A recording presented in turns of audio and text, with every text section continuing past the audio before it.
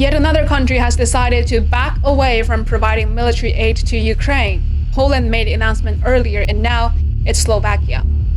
The Slovak Ministry of Defense says that it was in a meeting in Brussels that Defense Minister Robert Kliniak informed NATO Secretary General Jens Stoltenberg that his country will no longer be supplying weapons and ammunition to Ukraine. Now, that's one bold move, if you ask me, but what prompted it? Why is Slovakia taking such a strong stance? Budete počuť zo slovenskej vlády, zo slovenských ministerstiev suverénny slovenský hlas. Budete vidieť vykonávanie suverénnej slovenskej zahraničnej politiky. Well, first off, they simply can't afford it. They now focus on slowly reducing budget deficits and imposing a new bank tax. It's time to recover, and they're probably asking Ukraine, did you ask us before provoking Russia? Why should we deal with your problem? Well, yes, the US is pressuring them, but if America wants them to help, they shouldn't be the one to pay the price, right?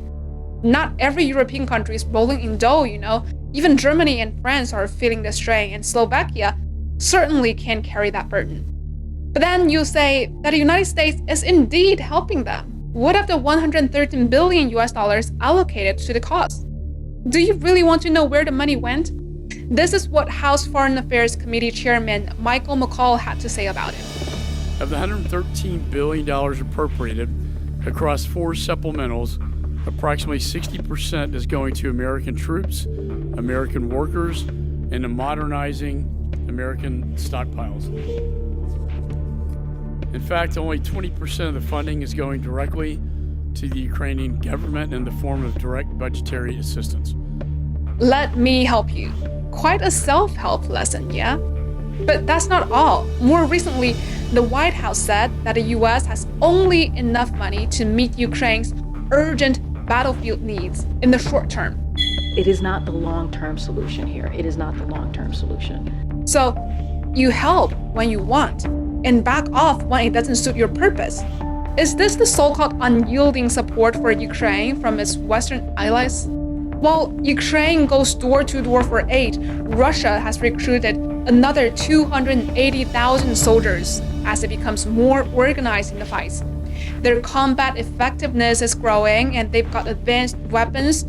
In such a situation, is further militarizing a financially non-existent country, as the Hungarian Prime Minister would call it, the solution to this issue? Instead, should efforts not be directed towards peaceful resolution of the conflict? I wonder when the rich and mighty will come to this course, but a stance taken by countries like Poland and Slovakia could be the start of a trend toward demilitarization.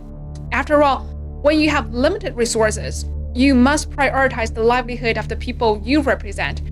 For if you don't, the people will take matters in their own hands. And that's exactly what the Slovak truckers did by blocking the country's border with Ukraine.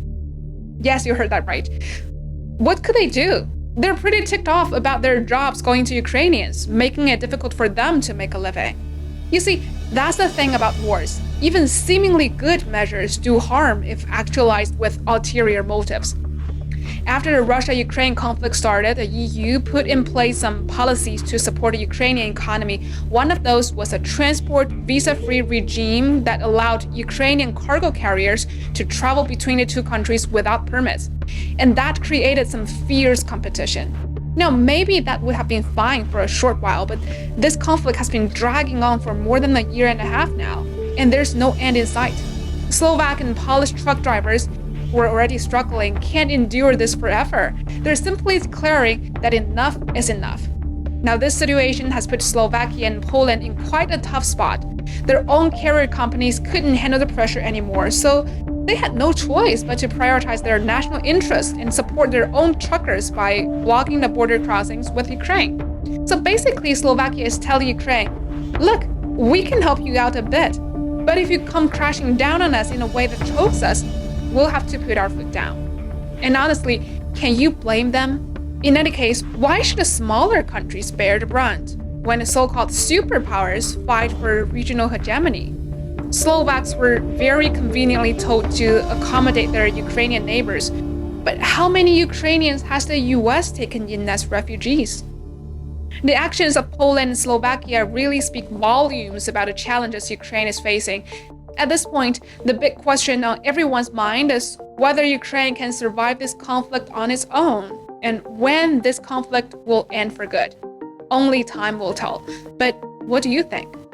That's all we have for today. I'm Abby. Remember to like, comment, and subscribe to stay tuned for more updates. Until next time, take care and stay informed.